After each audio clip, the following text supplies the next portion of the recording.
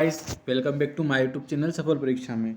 दोस्तों, आज हम बात करने वाले हैं एमपी पुलिस 2022, एमपी पटवारी 2023 में जो एग्ज़ाम कंडक्ट हुए हैं उनके इम्पोर्टेंट प्रीवियस ईयर एमसीक्यूज के बारे में डिटेल से हम बात करेंगे। मध्य प्रदेश में लाल बाग महल कहाँ स्थित है? तो दोस्तों, मध्य प्रदेश में लाल बाग महल इंदौर में स्थित है। यह इंदौर में एक पर्यटन स्थल भी है। इंदौर में देख लेते हैं कौन कौन सी इम्पोर्टेंट पर्यटन स्थल हैं। कृष्णपुरा छतरी, ये भी इंदौर में स्थित है। गोमतगिरी, जो कि एक जैन तीर्थ है, यह भी इंदौर में स्थित है। 1857 के विद्रोह की शुरुआत भारत के किस शहर से हुई थी? तो दोस्तों, 1857 का जो विद्रोह हुआ था यह मेरठ से हुआ था। कब स्टार्ट हुआ था दोस्तों? 10 मई 1857 से यह शुरुआत हुई थी मेरठ छावनी से। ठीक है दोस्तों, देख लेते हैं मध्य प्रदेश में 1857 की क्रांति के प्रमुख नेताओं के बारे में। तो दोस्तों, खरगोन से थे 1857 की क्रांति में टंटिया भील, जो कि खरगोन से थे। इंदौर से थे मऊ क्षेत्रीय, नेतृत्व सादात खान ने किया था। और सागर से थे शेख रमजान शंकर शाह व उनके पुत्र रघु शाह गढ़मंडला से थे, जो कि जबलपुर के निकट है। निम्नलिखित में से कौन सा जम्मू कश्मीर का लोक संगीत है? तो दोस्तों, यह जम्मू कश्मीर का लोक संगीत कौन सा है? छकरी। ये इंपॉर्टेंट याद रखिएगा, कई बार रिपीट हो चुका है व्यापम की एग्जाम में।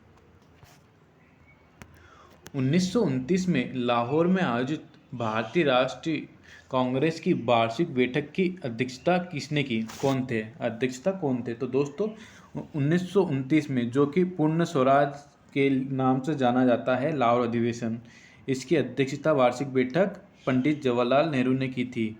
दोस्तों, कांग्रेस की बात करते हैं। जो भारतीय राष्ट्रीय कांग्रेस थी, इसकी स्थापना 1885 में की गई थी।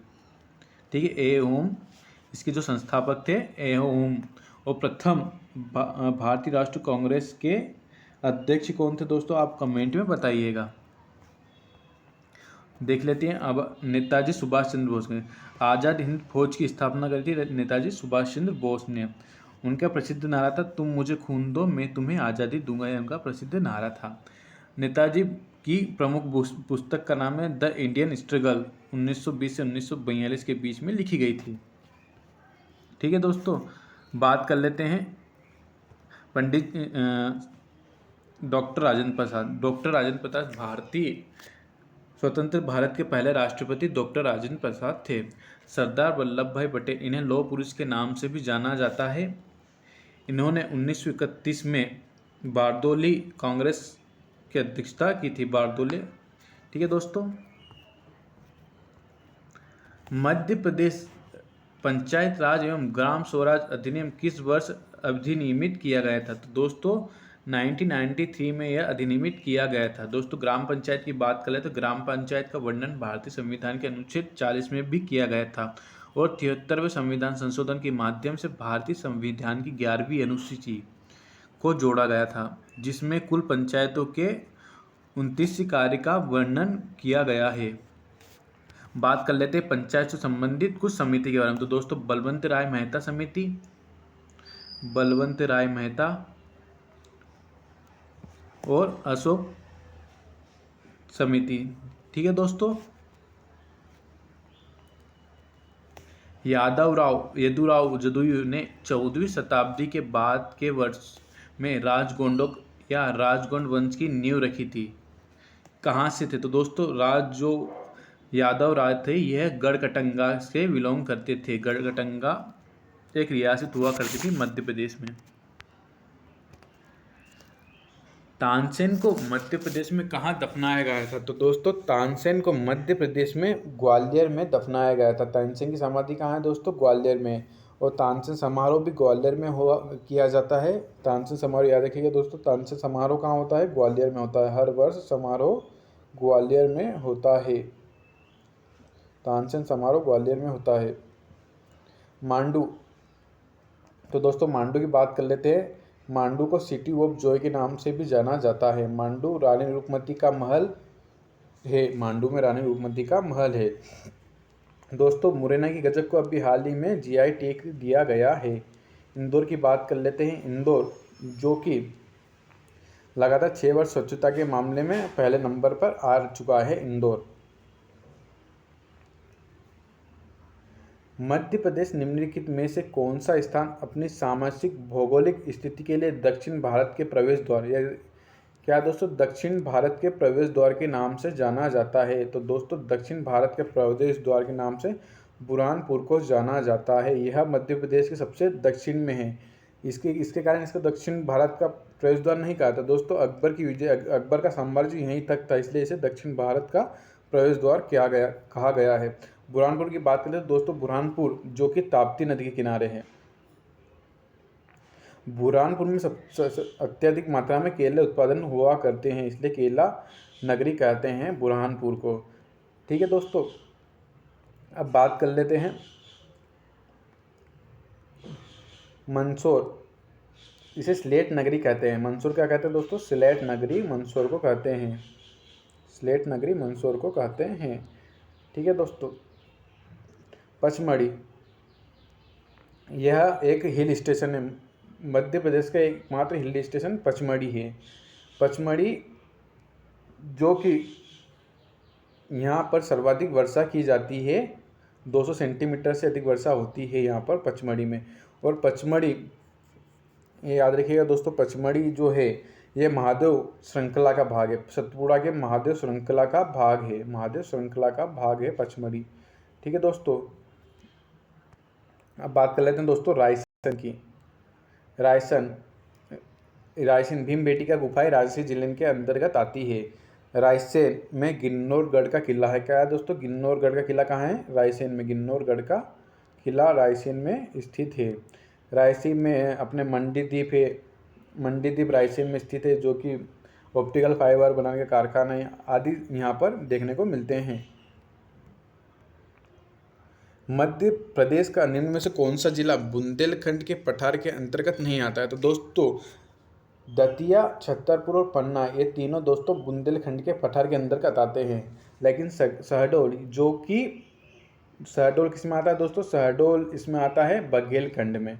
बघेलखंड के पठार में आता है शहडोल। बाकी दतिया, छतरपुर और पन्ना ये कहाँ पर आते हैं दोस्तों? ये बुंदेलखंड के पठार के अंतर्गत आते हैं।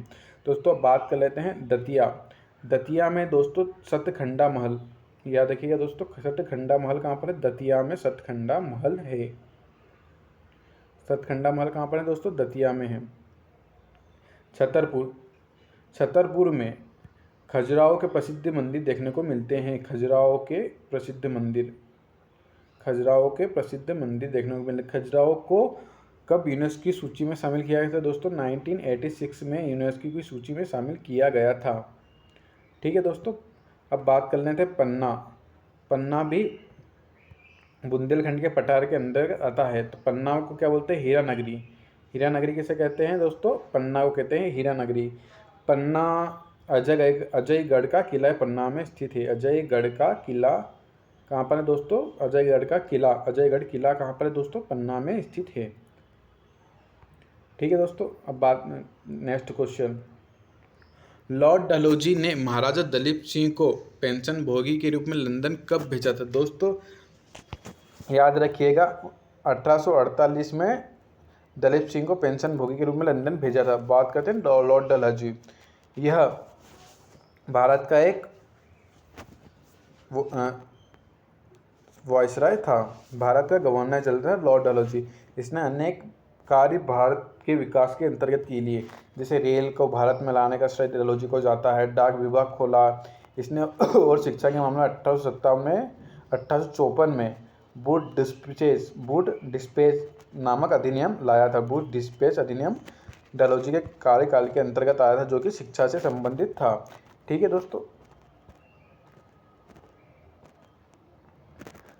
भारतीय विश्व बैंक समूह के निम्नलिखित में से किस संगठन का सदस्य नहीं है? तो दोस्तों भारत किस संगठन का सदस्य नहीं है दोस्तों? ICSID का सदस्य नहीं है दोस्तों। याद रखिएगा दोस्तों, ये इसका सदस्य नहीं है। जबलपुर में उच्च न्यायालय भवन की शानदार वास्तुकला की प्रभावशाली हवे का निर्माण किसने कराया था? तो दोस्तों जबलपुर में उच्च न्यायालय का निर्माण किसने कराया था? राजा गोकुलदास ने उच्च न्यायालय का गठन किया था। दोस्तों भारत की एक उच्च न्यायालय कहाँ पर है दोस्तों? जबलपुर में। और 2 खंडपीठ कहाँ पर है दोस्तों? इंदौर और ग्वालियर में। इंदौर व ग्वालियर में इसकी खंडपीठ देखने को मिलती है। ठीक है दोस्तों।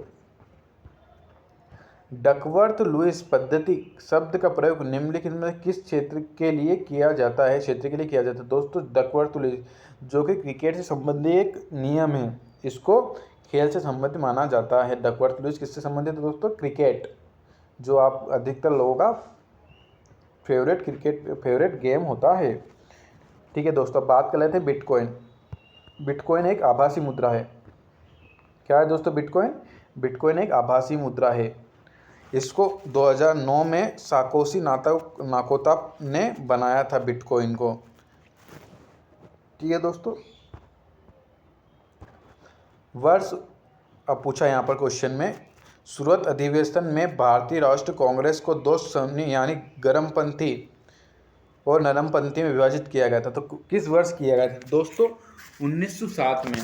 कब दोस्तों? 1907 में गर्म दल व नरम दल को विभाजित हो चुके थे।